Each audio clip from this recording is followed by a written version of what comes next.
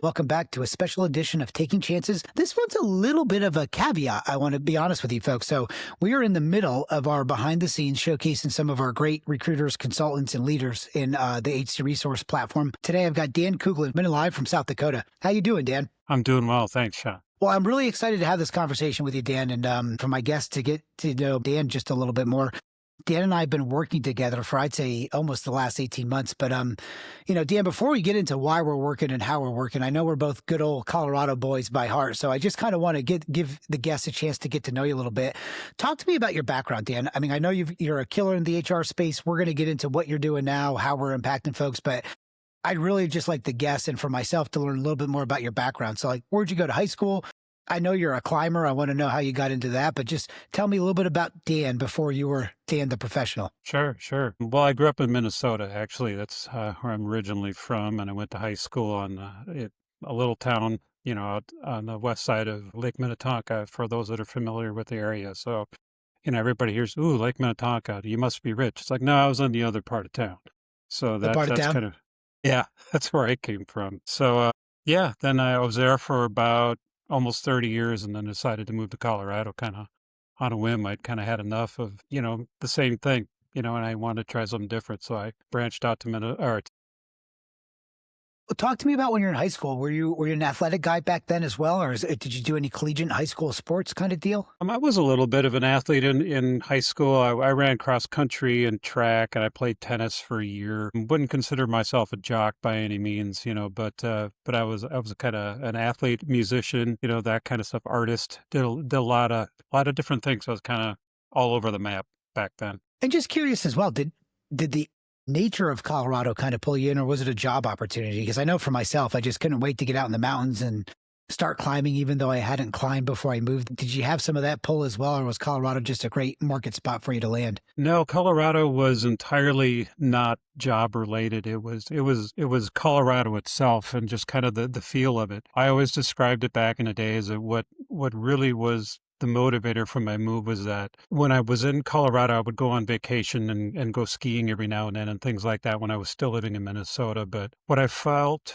in Colorado was that my soul just kind of quieted down and felt calm. It's kind of a woo-woo way to explain it, but that's really how it felt. It was just everything just kind of just calmed down and was quiet and peaceful. It might be woo-woo, but I resonate with that a lot, Dan. I mean, and you and I have known each other for a couple of years now, but I don't think we've ever had this conversation. For me, I was a multi-unit operator working for Bar Louie at the time, one of our clients now, right? Kind of fast forward to connect that. I don't know how the heck I got into climbing as hard as I did, but it really just started with this endeavor for me, Dan. Probably about 2016, I just woke up one day and I had this notion I was tired of being afraid of things. I was massively afraid of heights. So I started watching this documentary. I think it was called 180 Degrees South. It's a weird climbing documentary about Yvonne Chouinard and Doug Tompkins, the owner of Patagonia and North Face, which I never realized those guys were two dirtbag climbing friends from out west. And all the Taking Chances guests right now are like, why are these guys talking about climbing, going to business? Well, folks, for most folks that I know in business, they've taken a chance on themselves a long time before they were taking a chance in business. And usually this gives me some of the stability to go through. But from my perspective, Dan, I was laying into my condo in St. Louis, watching that documentary, started to watch climbing documentaries, which again, I'm from Pennsylvania, not high mountains, living in St. Louis, no mountains, similar to Minnesota. But I just had this mystique pull of Colorado. Yeah, guys, I owned a cannabis company and I sold, but that wasn't really what pulled me to Colorado either. It was the outdoor life and the nature. And the weirdest thing happened for me, Dan, when I landed as well. Like, those mountains looked good on me and felt good on me. And I just meant, like, I think once I got to Colorado, I started facing my fears. I took a couple of my first climbing courses, did my first 14er, which actually made me get in my climbing course. We'll kind of go over to you after this. But for me, Colorado was this mysterious, rugged landscape where a lot of people had taken a chance on themselves and developed themselves. And I don't know if this resonates with you, Dan, but whenever I'm stressed in life, still to this day, I love to push my physicality the most outside of nature. And I feel like my mindset becomes the calmest. Like, most of the business ideas I've ever had have come to me from somewhere, but usually when I'm in the Rockies or pushing myself physically. Do you feel anything like that? I mean, how did you get, so I know how you got to Colorado, but what pulled you into climbing then? I understand cross country, but like, How did that endeavor look like from your perspective once you landed in Colorado? Yeah, I mean, it kind of started with hiking 14ers, some of that can get, it kind of changes from, what they would call class 3 to low class 4 or class 2 to class 3. I don't even remember anymore, but you go from just hiking and walking up a path, and there are times when you scramble, and you're kind of climbing over boulders and things like that, and you're not exactly walking, but you're not exactly technical climbing. That was kind of the bridge that kind of got my interest going with climbing, and then I went into a couple of climbing gyms, bouldering gyms, and had a few people just kind of show me just the problem solving side of it. Is I want to get from point A to point B, and I have these holds to use. How do I do that? And that really kind of appealed to me, and I really got into that whole challenge of The beta. trying to solve that problem.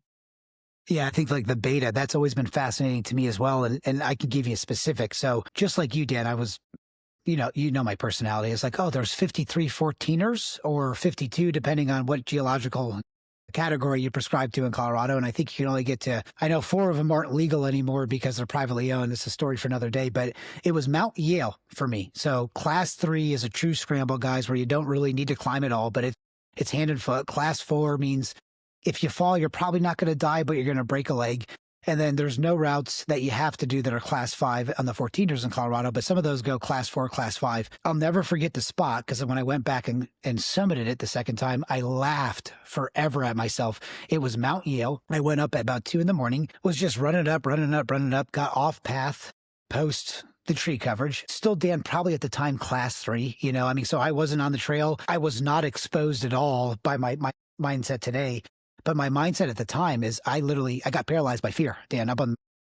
So I'm stuck on the side of Mount Yale, hugging a rock like for near death. And I went down similar, and I started to go to movement in Boulder. Story for another time on that. But after going back to do Mount Yale and getting some of that climbing certification and also just some, be honest, confidence in myself, it really helped me push through for a lot of the other business endeavors. So let's talk a little bit about when you're in Colorado. Were you also involved in the HR space at the time? I mean, so what age were you, if you don't mind me aging you at the time when you first landed in Colorado, and kind of what did your business life look like when you were kind of unpacking all this? Sure.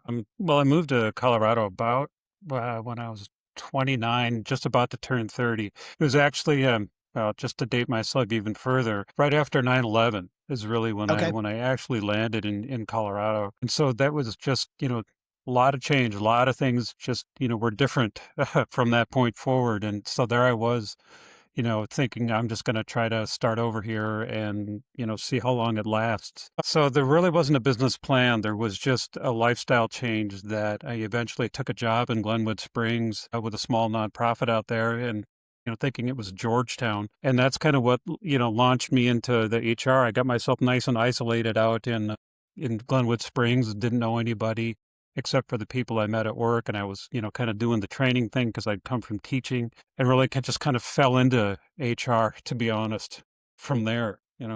So talk to me a little bit about your teaching endeavor, because I didn't know that aspect for you. How long were you a teacher before you got in HR? I feel that that's it makes a lot of sense knowing this now that I know you, but talk to me about that preliminary endeavor for yourself. Sure. I was a seventh and eighth grade English teacher for about 3.5 years before I left Minnesota. I was in a small district in Minnesota, just outside the Twin Cities area. So, I did that for 3.5 years and just realized that was not going to be the career path for me for a lot of different reasons, too many to go into today. But then I went into training. I was in corporate training for a while before I left Minnesota as well, and did that, kind of traveled all over the globe with a small software firm. I mean, I was everywhere doing software training and consulting with them for about 3.5 years, and then went on to this nonprofit in Colorado eventually, and started as their trainer, their corporate trainer there, and building a training program to meet state requirements, and then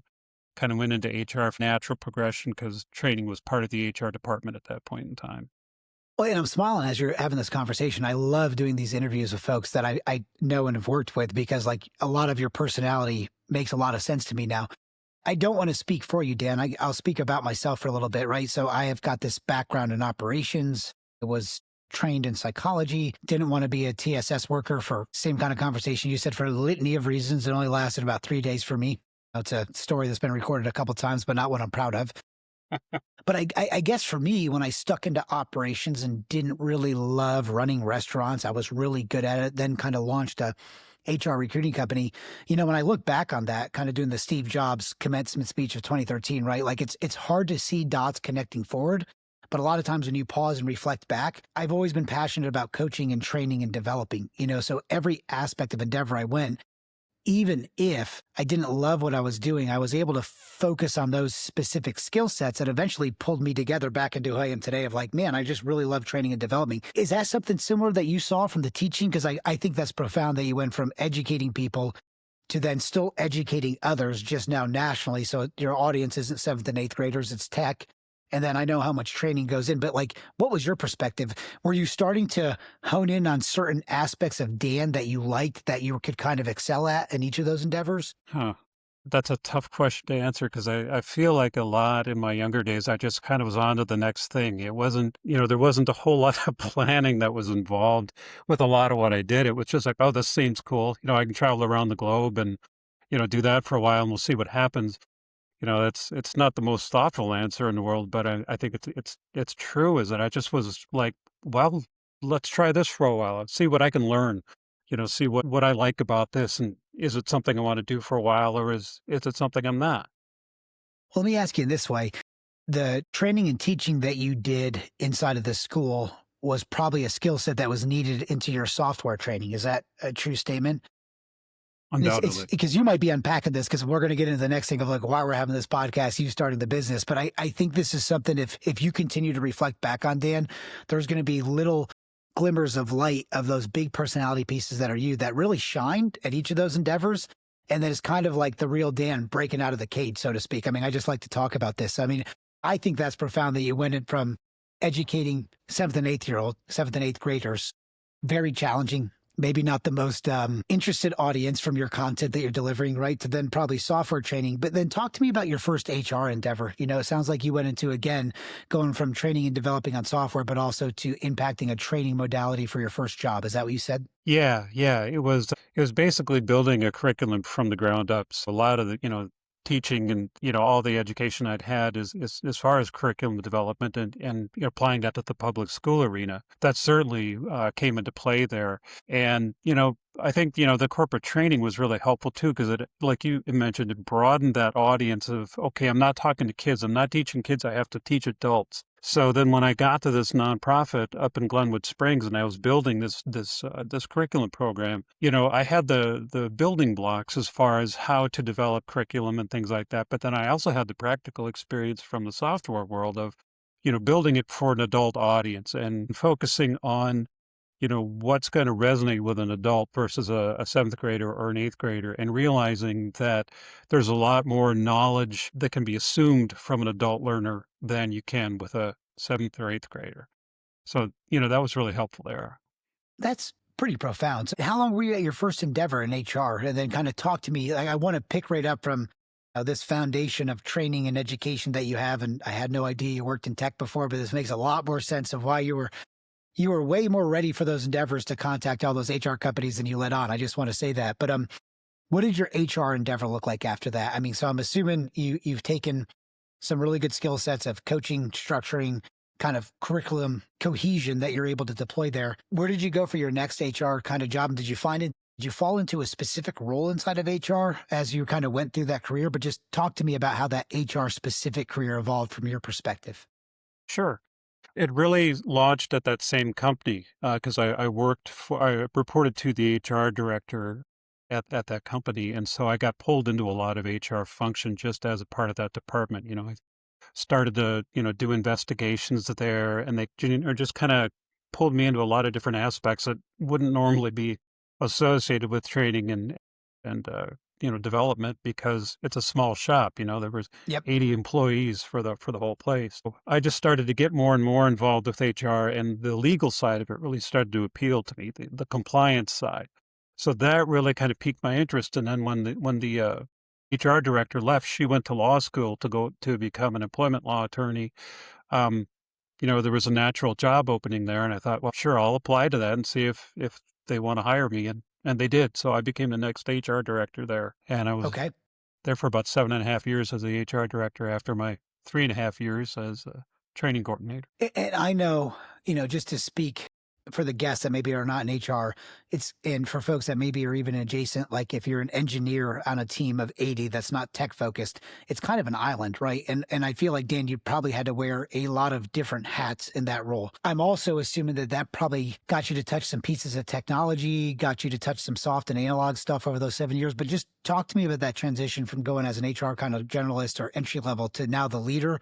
And then what kind of facets of the business you were able to touch in that endeavor? Because I was assuming, again, maybe it was a bit broader than it should have been in HR because of the company size. I don't know if that's a safe assessment or not, but I'm assuming you got thrown into a lot of outside the box stuff in that endeavor. Yeah, I mean, it was all things HR. So everything from recruiting and onboarding to terminations and EEOC claims, all of it, salary placement and all, kind of more of the typical HR stuff. But then there was interface with the board of directors. There was organizational development and strategic planning. And it was, kind of all over the place as far as, just making sure that, we kept the doors open at the company. I worked really closely with the executive director there. He and I did a lot of great work together. It was a lot of fun because, again, it broadened my vision once again, from even, being the HR director to seeing the larger picture of the company and the field that we were in as well. So it really started to open my eyes as far as how a business operates and things that you have to keep in mind beyond, even HR, which is pretty broad. Got into some tech there a little bit, but really, again, with it being a smaller operation, it was more, Excel and ADP and HRIS systems, things like that. And so that was really kind of what I was focused on at that level and at that company. And it sounds interesting too, because I can tell. So you're internally talking to some HR employees. So there's a different skill set level there. You're also now mushrooming out reports to the director level and probably ownership group. So it's kind of similar to what we're doing with clients now. You didn't say this, Dan, but working with you, I've always thought you're one of the best HR professionals that understands how to keep clients safe, but also doesn't necessarily drag someone down a deep HR investigation window or all the bells and whistles if they don't need to. I'm going to say something you said on a discovery call, and I don't know what endeavor you're at, but just to pick up on this, one discovery call we had employing HRIS tech, might have been to someone that's in the beta. And you're like, Shaun, just from my perspective, so many nonprofits would love to own their own data, kind of own their own HRIS system, but they're not able to because they can't really afford to kind of maintain it. Where did that notion come into your head at? Was that across the board at all of your endeavors that you've worked in HR, or was that a specific job that you had where that was a relevant conversation that was coming to topic? That was actually at my most recent position right before I moved to South Dakota and kind of came on board with HC Resource. And it was an HR manager role there, and we had been looking at our HRIS system, our timekeeping system. It used to be very, I don't know, low tech for lack of a better term, and it was all housed internally, and it was all on an internal server. Ford to keep doing that, soup up the server for lack of a better Maintain term, it. Yep. and have it reach the capacity we needed in order to operate all tools that we had. So then we went to the cloud-based, and we weren't real thrilled about that, but we saw the advantages at the time being superior to trying to keep our internal tech going. So that's really where that perspective came in for me, is it's a real conflict because you don't, especially in I don't know, for a healthcare-based type of organization where you have a lot of private information, a lot of personal information, and really in any company, you've got some degree of it, but even more when you're dealing with medical records and things like that, you don't really want to open that up any more than you have to. But as a nonprofit, a lot of times, you just don't have the budget to be able to keep it all as secure and safe and internal as you'd like. So that's really where that came in. Well, and this is a topic that's near and dear to me, and you know this as well. I mean, this is the main thing you and I talk about on a week-to-week basis. Without using any competitors' names or maybe someone that we even like, talk to me about the solution for there. I'm assuming you went to a cloud-based online system. A lot of times when someone is looking for an HRIS and we come in and consult, they'll end up having 3 to 5 tools in the stack that maybe don't really communicate and everything's disjointed. It was actually my LinkedIn post I was just posted before you and I got live. But what was the end result? Did you guys end up getting an HRIS, or did it end up being like a one unified system?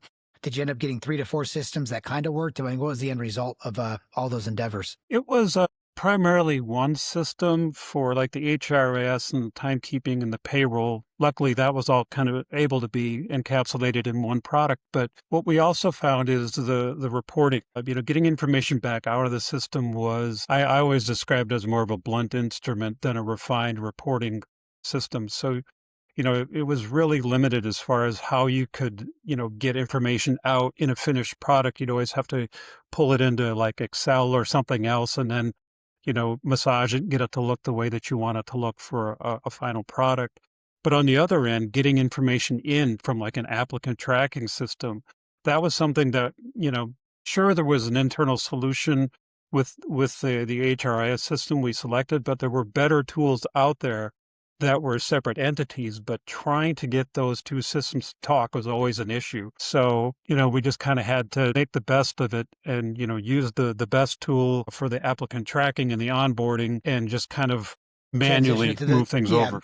Pull that manual data back over to then the best HRIS system. And if the HRIS had the payroll connection, you could process it. If not, grab the payroll records, send it to the payroll company and send it out. And I mean, the end result, and this is a good transition to how we started HC Resource together, but the end result is, for the ownership group of any of those companies, it's a lot of licenses that they're paying per employee for.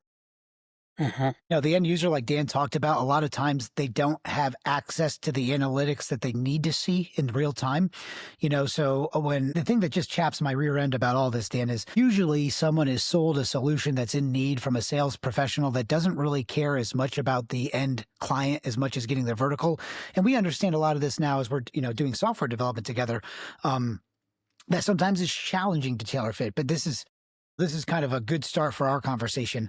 When we're trying to automate legacy systems that weren't built to be automated, it is way more cumbersome. It is more costly. Yeah, sure, certain workflows can be automated, but the end result is a mountain of manual work that we need to have a human living on. This is kind of the differentiation between HC Resource and Ascendium's approach. But I think, just to talk about Dan's endeavor when you started with us, from my perspective, Dan, we were just starting ops management as a vertical. So I was just getting back stateside after 4 or 5 years in Europe. Recruiting revenue is going very good. Obviously, transitions going there, the recruiting technology coming out. But as we started ops management, full transparency from my point of view, I didn't have a seat large enough for Dan yet. So I want to talk about Joel real quick. Dan's one of my best recruiters that ever worked for us that moved on to the greener pastures in healthcare. Joel Harms kind of kicked Dan over my way. Dan and I had a couple conversations. We were starting this ops management, and I laugh because it's just awesome to see you starting your own business now, Dan. And we'll get into all that at the end. But Dan comes in as this trying to play like he's a meek HR professional. It's like, Shaun, I've just never done sales. And then we're like, well, Dan, we're going to start this new HRIS endeavor in about 6 to 12 months. We don't have an HR professional full time. I'd love to get you out and pound the pavement and just see, can we land you as a fractional leader?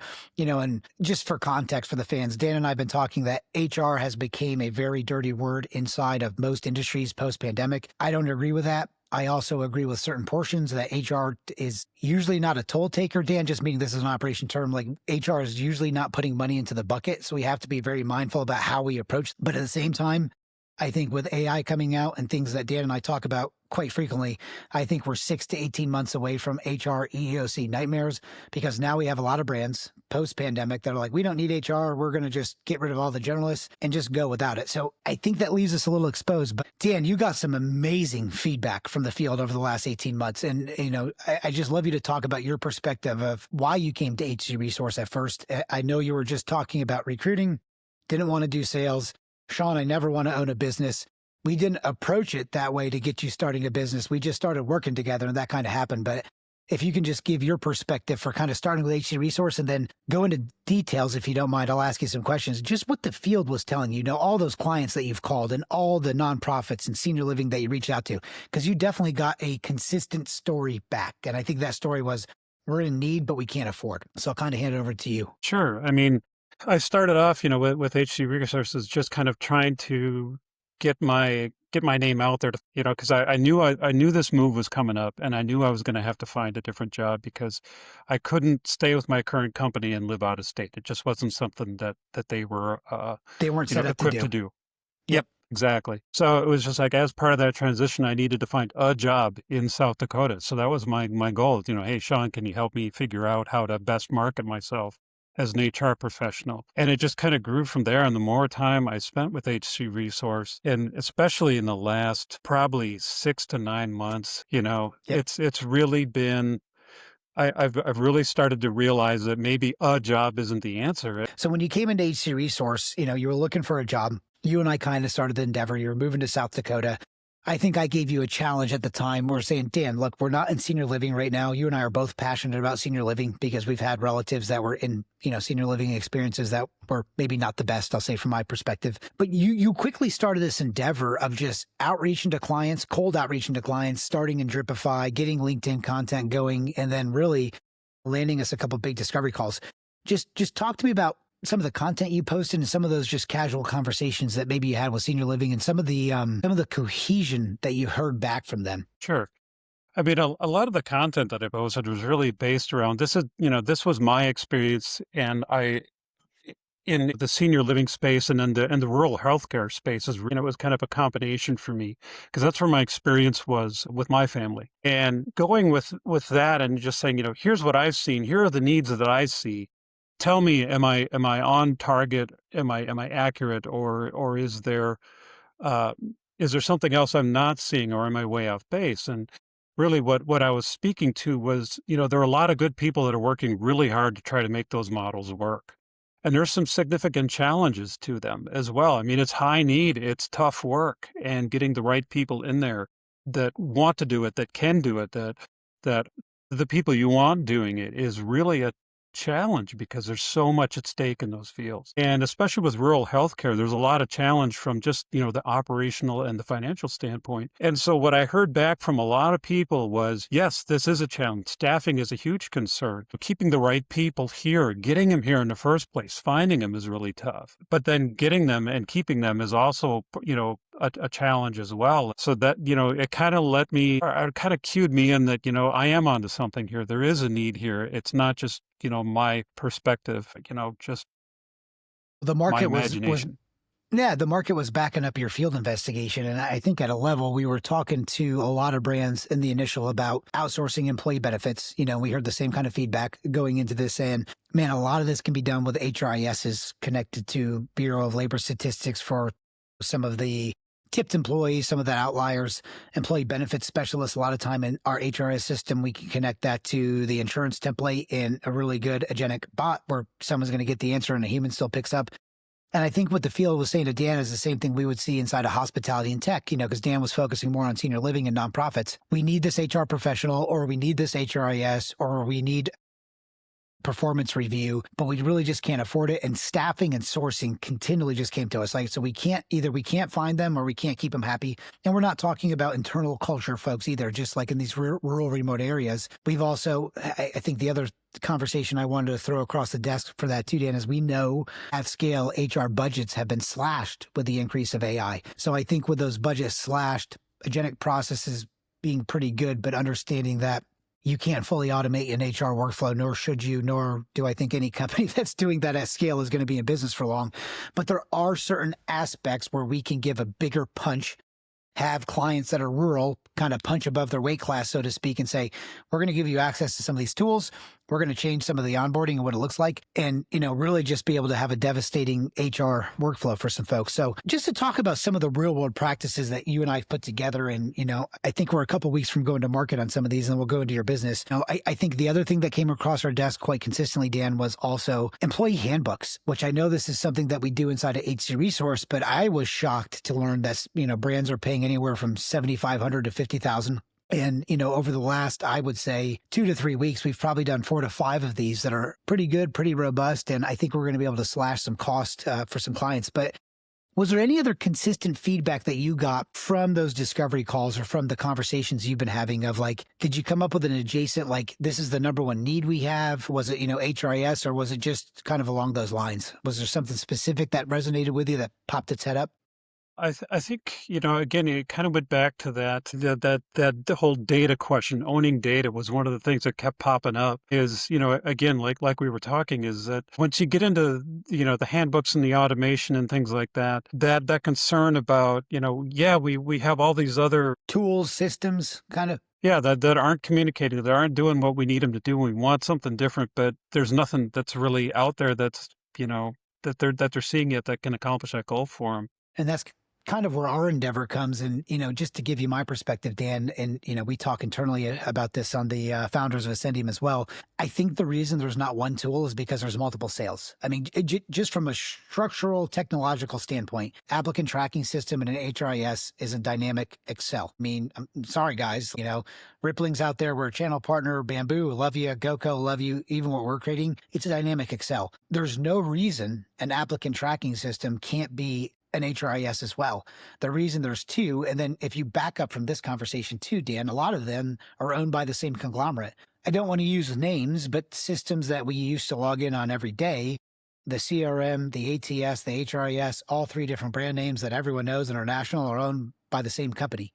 So what we're kind of doing now is a very differentiated approach where we want HR to be functional. We want HR to be applicable. We want it to help the business scale, stay safe. And remember, the number one resource that I believe a business has is the human capital, right? I mean, we're team-based.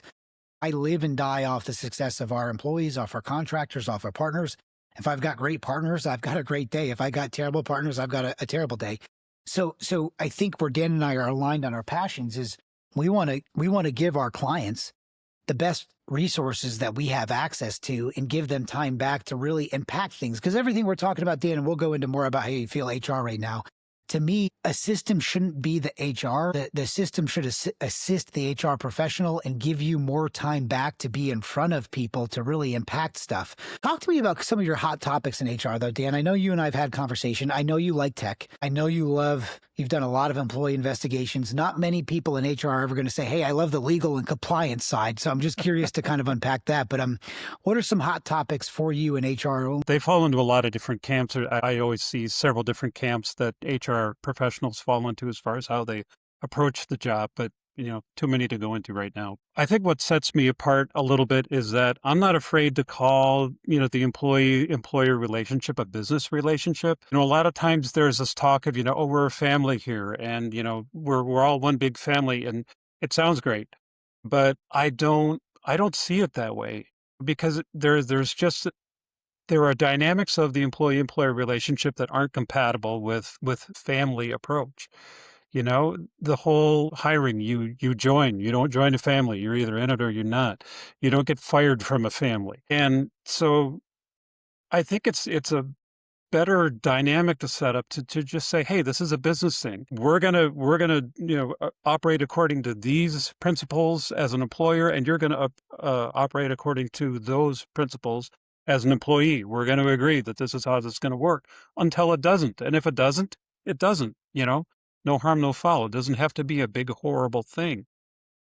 We'll talk about it and move through it. Do you think it sets, because you and I've talked about this, Dan, but we haven't really unpacked it because I'm aligned with you. Do you think it potentially sets up both sides for a less of an experience thinking it's a family? Because I'm with you, right? Like, it's a for-performance job. I'm never going to fire my kid. I might not hire my kid, though, for sure, or my cousin. I can use them as an example. But to me, it's always just seemed like, yes, we want to act like a family, but I think that enables the candidate at sometimes, or the employee, to be like, well, I can kind of screw around a little bit because mom and dad have never kicked me out of the house. And then I think for the employer, you want your team to love where they're at, but you still have to make business decisions and performance reviews, and you got to be able to be direct at times. I mean, that's been my perspective. I'm just curious to hear you talk about it. For me, both sides are kind of set up for almost instantaneous failure, even though it starts off with the right empathetic thought. I just don't think it sets them up for a good realism conversation. Well, I don't think it sets expectations very realistically, because,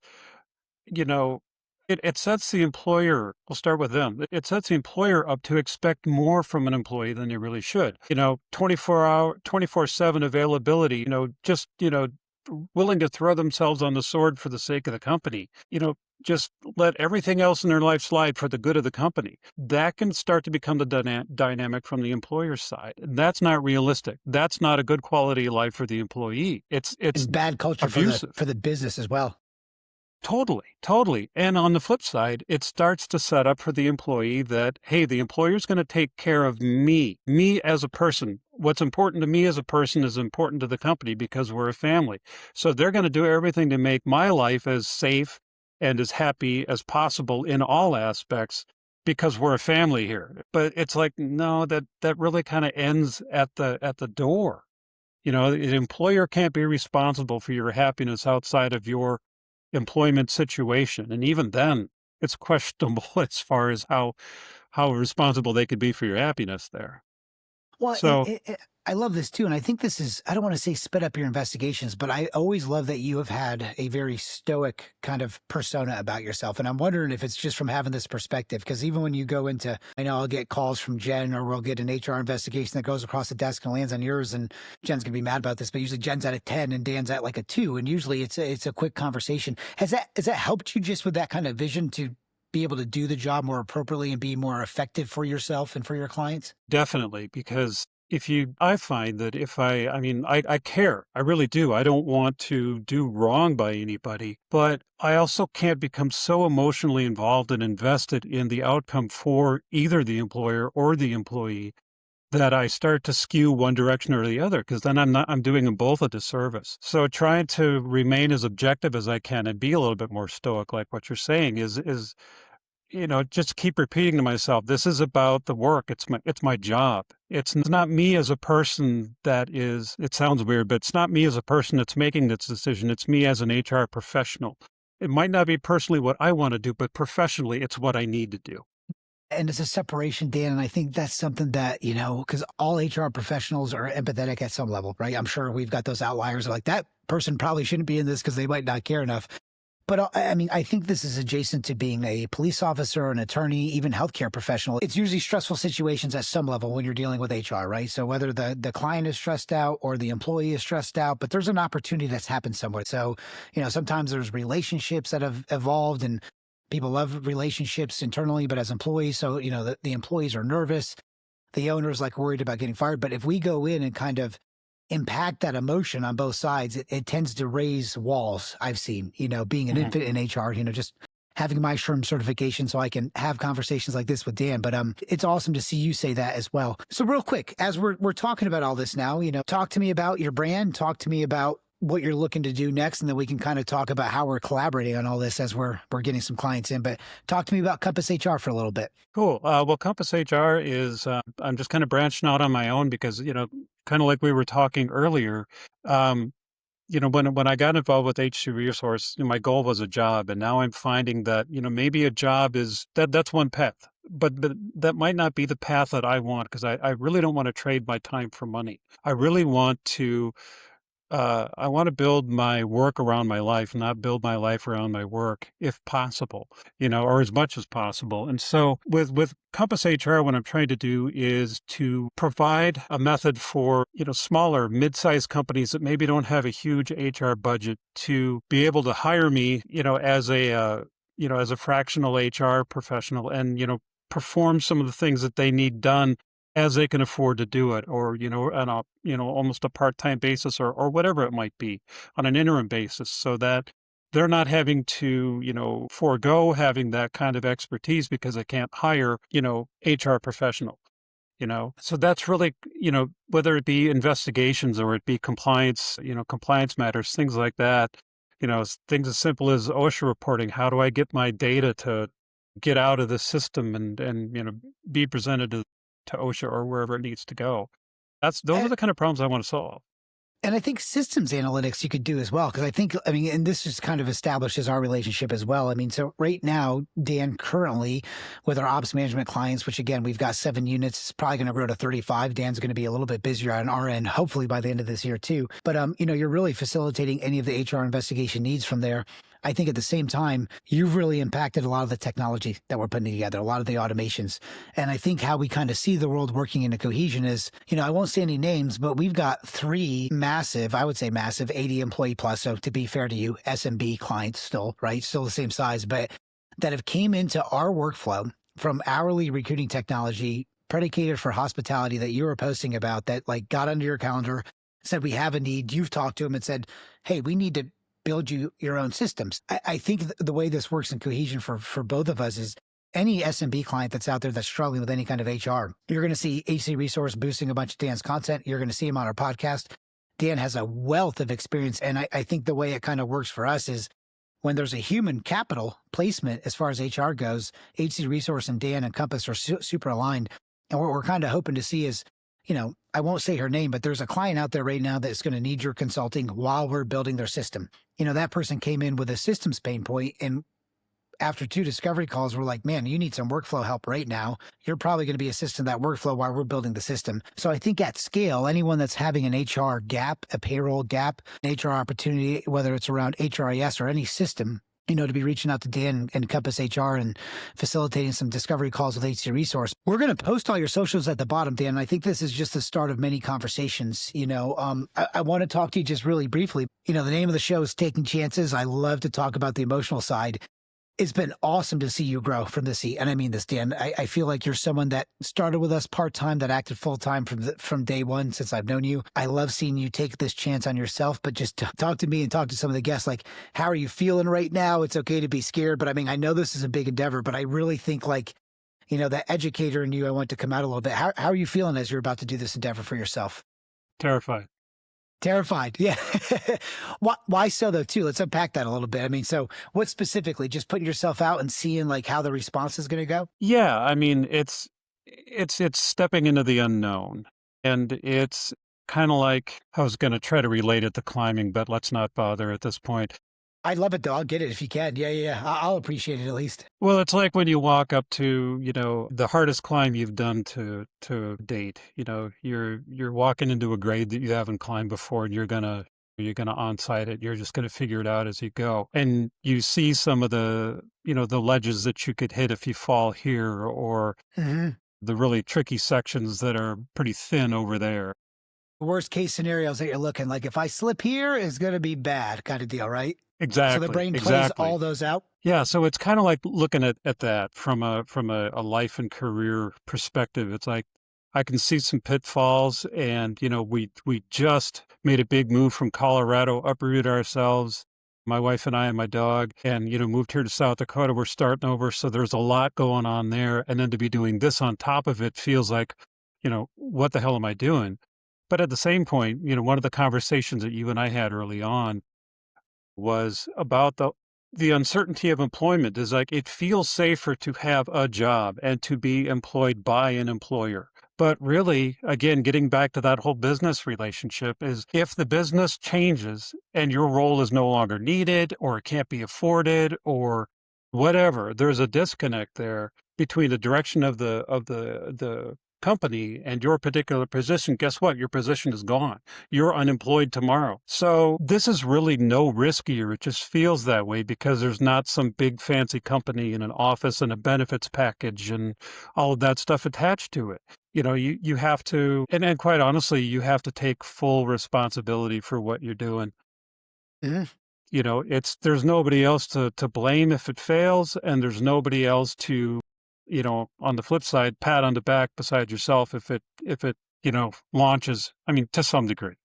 Oh, it's resonating with me a ton, Dan. When you decide to climb up that rock, if you fall, everything in that chain's your fault. You don't have to be there, but you want to be there, right? How do they say it in the 180 degrees south? Climbing is I'm going to butcher this too. It's basically a conquest of the useless. It's a conquest of the useless because no one cares besides yourself, and it's only a pat on the back. I find business is very much that way, Dan. And I hope one of the things that at least I saw from my seat is you building confidence into what you already knew from day one when you started, reaching out to the field, looking for a job, being in a new market, getting consistencies from all the employers that you're going to put yourself up for a job, and just be like, man, everybody needs this, but they're cutting budgets. It's going to be a mountain of work that needs to be done, but it's going to be harder to find the job that fits my needs than to create the skill set I've already created for myself. And the pain points that I'm seeing for the world is telling me in real time, all time, every day, we need this, but the way it's being done doesn't work. So I think that's where we came up with solutions. Dan, we're gonna be doing so much work together. We're gonna be doing some, webinars together as we get the HRS out. I'm super excited for that. I know your website is going up. We're going to list your socials. Dan, feel free to give us your socials, how people can find you on LinkedIn, and we'll get this all posted, but just leave the guests with a little bit of how they can find you. Sure. I'm most available on LinkedIn. You can find me on LinkedIn. I'll be honest, I'm not on a lot of other social media right now. Actually none. LinkedIn's kind of it at the moment. It's to be continued. So to be continued, we'll get Dan's links all in the Taking Chances and the Shift Happens podcast. But Dan, I mean this as just a man to a man. You've really encouraged me to take a chance in some of this HRIS, and it's not a chance at all. It's a massive need that's out there. It's been great to work with you. I can't wait to see how this endeavor unravels for both of us. And I think we're both going to be hopefully impacting quite a few senior living and rural healthcare facilities over the next 18 months. But I appreciate everyone tuning in. This is Taking Chances, special edition behind the scenes, a little bit of a collaboration on this one. We've got Dan Kuglin, who's been crushing it in HR for HC Resource, about to take a chance on himself for the first time. So thanks for tuning in, guys. We'll catch you on the next one. Thanks, Shaun.